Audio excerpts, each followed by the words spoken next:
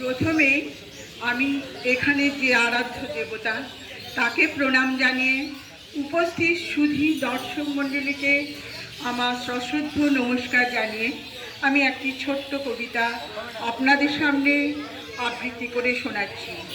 কবিতার নাম দেশলাই কাঠি, কবি সুকান্ত ভট্টাচার্য।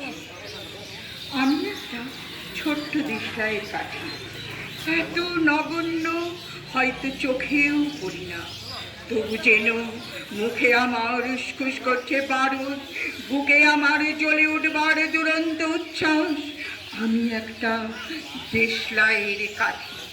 মনে আছে সেদিন হুলস্থুল বেঁধেছিল, ঘরের কোণে জ্বলে উঠেছিল আগুন, আমাকে অবজ্ঞা করে না নিভিয়ে ছুঁড়ে ফেলায় কত ঘরকে দিয়েছি পুড়িয়ে, কত প্রাসাদকে করেছি ধূলিসাৎ।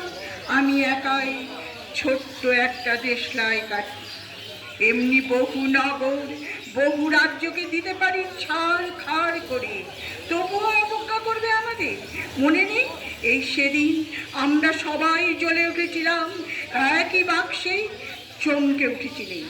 আমরা শুনেছিলাম তোমাদের বিবর্ণ মুখের আর্তনাদ। আমাদের কি অসীম শক্তি তা তো অনুভব করেছ বারংবার, তবু কেন বোঝো না?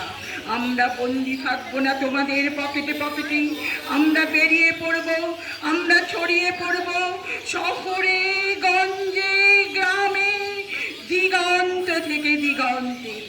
আমরা বারবার জ্বলি নিতান্ত অবহেলায়, তাই তো তোমরা জানোই, কিন্তু তোমরা তো জানো না কবে আমরা জ্বলে উঠব। সবাই শেষবারের মতো নমস্কার।